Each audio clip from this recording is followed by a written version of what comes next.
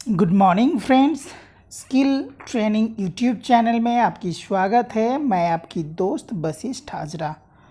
दोस्तों, इस वीडियो में हम लोग स्लीप गेज के बारे में जानेंगे, जो आपकी आईटीआई में बेहद इम्पॉर्टेंट टॉपिक है और काफ़ी क्वेश्चन इस चैप्टर से आपको देखने को मिलता है। चलिए स्लीप गेज के बारे में जानकारी लेना शुरू करते हैं। तो इसका introduction, for measuring and checking of very accurate job slip gauge are used. कोई जॉब है, अगर उसका वेरी एक्यूरेट मेज़रमेंट चाहिए तो हम लोग स्लीप गेज की इस्तेमाल करते हैं। ठीक है, ये जो स्लीप गेज है जनरली टूल स्टील का बना हुआ होता है। ये रेक्टेंगुलर पीस होता है। ठीक है, इसका जो शेप है या स्क्वायर शेप में होता है या रेक्टेंगुलर शेप में होता है। और जो स्लीप गेज है ये हमेशा सेट में मिलता है। ठीक है, तो डिफरेंट नंबर्स एक सेट में होता है। ये यहाँ पे लिखा गया है कि 8 से 103 गेज ब्लॉक होता है और ये 103 से भी ज़्यादा होता है।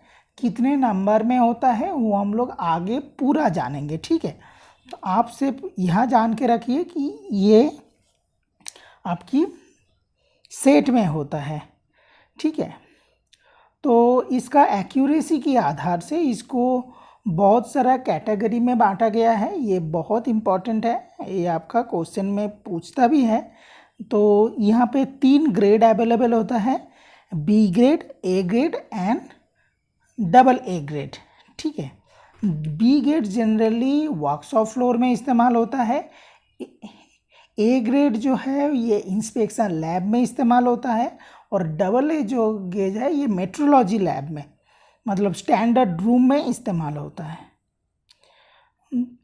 तो दिस गेज तो जो वर्कर स्लिप गेज है, मतलब शॉप फ्लोर में वर्कर जो स्लिप गेज इस्तेमाल होता है वो बी क्लास का होता है। और ये टेक्नीशियंस या वर्क पर्सन जो है, जो मशीन में जॉब बनाता है या शॉप फ्लोर में प्रोसेस इंस्पेक्शन के दौरान जो स्लिप गेज इस्तेमाल होता है, ठीक है, वो बी कैटेगरी में आता है। और इसका जो एक्यूरेसी होता है ये 0.00008 इंच। आप खुद ही समझ सकते हैं इसका एक्यूरेसी कितना ज़्यादा होता है। और हम लोग जानते हैं कि एक्यूरेसी का आधार से ही कोई इंस्ट्रूमेंट का कॉस्ट निर्धारित होता है, इसीलिए स्लिप गेज का जो कॉस्ट होता है वो बहुत ज़्यादा होता है। और जो क्लास ए ग्रुप का होता है उसको इंस्पेक्शन स्लिप गेज बोलता है। और ये जो है, जो स्किल्ड वर्कर और इंस्पेक्शन डिपार्टमेंट में ये ए ग्रेड का जो स्लिप गेज है इसको इस्तेमाल किया जाता है। और ठीक है, इसका जो एक्यूरेसी होता है ये 0.00004 इंच होता है। ठीक है, और मास्टर स्लिप गेज जो है ये डबल ए क्लास की होता है। और ये स्लिप गेज की श्रेणी में इसका एक्यूरेसी सबसे ज़्यादा होता है और ये स्टैंडर्ड रूम में इस्तेमाल होता है। ठीक है, और इसका जो एक्यूरेसी होता है ये 0.502 इंच होता है, मतलब 50 फिर 2 इंच होता है। और ठीक है, यहाँ पे जब हम लोग कोई गेज को टेस्ट करते हैं स्टैंडर्ड रूम में, तब कैलिब्रेशन के लिए ये डबल ए क्लास की स्लीप गेज की इस्तेमाल होता है। ठीक है, ये बहुत ही कॉस्टली है, आपको जनरली डबल ए क्लास को देखने को नहीं मिलेगा। आप किसी बड़े इंडस्ट्री का अगर क्वालिटी लैब में जाएंगे तो आपको शायद डबल ए क्लास को देखने को, चाक्षुष देखने को मिल सकता है। ठीक है, और रिंगिंग एक प्रोसेस होता है, ये स्लिप गेज में बहुत इम्पॉर्टेंट है। रिंगिंग के द्वारा हम लोग कोई स्लिप गेज को आपस में जोड़ते हैं। स्लिप गेज का सरफेस एक्यूरेसी इतना अच्छा होता है कि जब हम दो स्लिप गेज को इकट्ठा रख के, जैसे चित्र में दिया हुआ है, उस प्रोसेस के द्वारा हम लोग अगर उसको घुमाते हैं तो अंदर का जो हवा है दोनों स्लिप गेज के बीच के, वो बिल्कुल निकल जाता है और दोनों गेज एटमॉस्फेरिक प्रेशर की वजह से जुड़ जाता है। इसके अंदर में मैग्नेटिज्म या इस टाइप का चीज़ कुछ नहीं होता है, जस्ट बहुत फिनिश सरफेस होने के कारण उसके बीच का हवा निकल जाने के कारण बाहर की एटमॉस्फेरिक प्रेशर की दबाव से वो आपस में जुड़ जाता है। ये प्रोसेस को रिंगिंग कहता है। जब हम लोग कोई स्लिप गेज से बहुत सारे स्लिप गेज मिला के हम लोग अगर एक डायमेंशन बना रहे हैं और उससे मेज़रमेंट ले रहे हैं तो रिंगिंग करना बहुत ज़रूरी है। आप जब वर्कशॉप में या कभी आपको प्रैक्टिकल करने को मिले, स्लिप गेज मिले, तो आप रिंगिंग ज़रूर कीजिएगा। अगर उस टाइम आपको कोई दिक्कत हो तो आप मेरे को फ़ोन कीजिएगा या कमेंट कीजिएगा, तो मैं आपको तब ऐसे मदद कर दूंगा। देखो, ये प्रैक्टिस से ही होता है और आपको प्रैक्टिस करना बहुत ज़रूरी है। तो रिंगिंग में क्या होता है, हम इस प्रोसेस को थोड़ा डिस्क्राइब कर देता हूँ कि आपको समझने में आसानी हो। 2 और more gauge blocks are joint in the following manner. किस प्रकार से दोनों गेज ब्लॉक को जोड़ा जाएगा उसका एक रिटन डॉक्यूमेंट यहाँ पे दिया हुआ है। The gauging surface of the gauge block should be clean properly with the tissue paper और कार्बन टेट्राक्लोराइड। देखो, आपका एक स्लिप गेज जो होता है उसका टोटल 6 फेस के अंदर कोई अगर ब्लॉक है तो ब्लॉक में आप लोग जानते हैं 6 फेस होता है। तो उस 6 फेस के सिर्फ 2 फेस ही उसकी मेजरिंग फेस होता है। अब आप लोग उसको हाथ में लेके देखिएगा कि दोनों सरफेस जो सबसे ज़्यादा चिकना है वो उसका मेजरिंग फेस है। तो मेजरिंग फेस को आपको बहुत अच्छे से उसको टिश्यू पेपर से साफ़ करना है या कार्बन टेट्राक्लोराइड से उसको साफ़ करना है, बिल्कुल साफ़ कर लेना है, ठीक है। और साफ़ करने के बाद the gauging surface of the both of the gauge block should be kept crossed manner, मतलब एक के ऊपर बिल्कुल प्लस चिन्हों की तरह क्रॉस करके एक गेज ब्लॉक के ऊपर दूसरे गेज ब्लॉक को रखना है। Now the gauge block should be turn in such a way there gauging surface come in line, मतलब उसको क्लॉकवाइज या एंटी क्लॉकवाइज घुमाना है। चलो, पहले आप क्लॉकवाइज ही घुमाओ तो वो एकदम एक के ऊपर दूसरा माने आ जाएगा।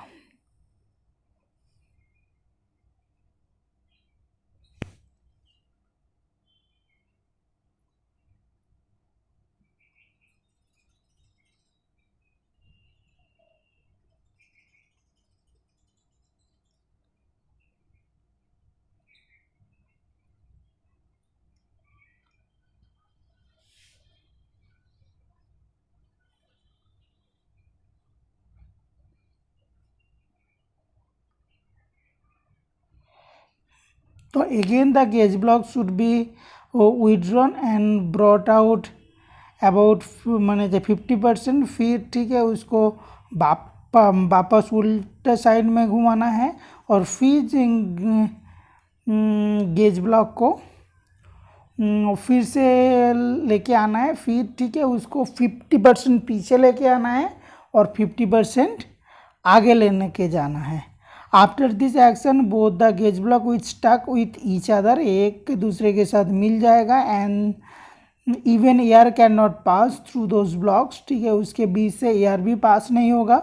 If we want to separate them by pulling them directly we can not do. फिर हम लोग उसको अगर उसको सेपरेट करने की कोशिश करें तो वो सेपरेट भी नहीं होगा। Those gauge block can only separated by pushing them back in the same way other gauge block can also be join, ठीक है। तो अगर उसको सेपरेट करना है तो जिस प्रकार से हम लोग उसको जोड़े थे उसी प्रकार से उसको सेपरेट करना है और इसके ऊपर सेम प्रोसेस से हम लोग दूसरा कोई गेज ब्लॉक को भी जोड़ सकते हैं।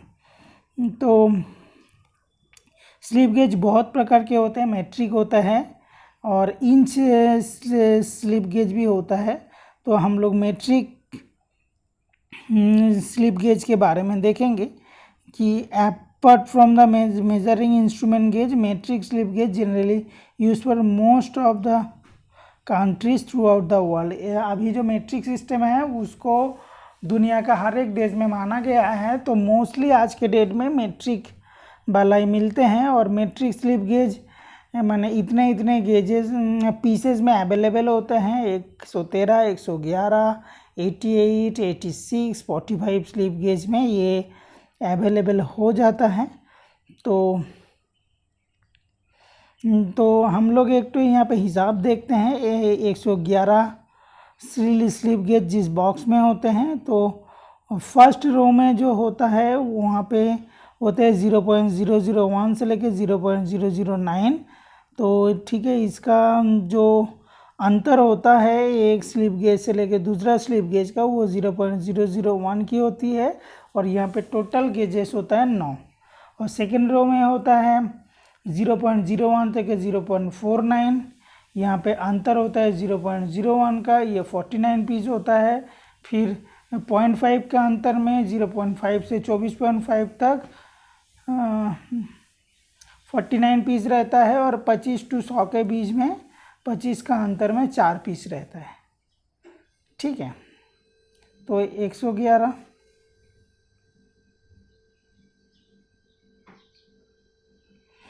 तो ना 103 वाला भी हम लोग देख सकते हैं। ठीक है, आपकी 1.005 का एक रहेगा, 1.01 से 1.49 तक 49 रहेगा, 0.5 से 24.5 तक 49 रहेगा, और 25 to 100 तक 25 का इंटरवल में 4 पीस रहेगा। 45 वाला में भी हम लोग देख सकते हैं 0.001 से लेकर 009 9 पीस रहेगा, 0.01 से लेकर 1.09 9 पीस, 1.1 से लेकर 1.9 9 पीस, और 1 से लेकर 9 तक 1 का इंटरवल में 9 पीस, और 10 से 90 तक 10 का इंटरवल में 9 पीस। हम लोग अगर 43.489 अगर स्लिप गेज से मापना है उसको रिंगिंग करके, तो हमको कौन सा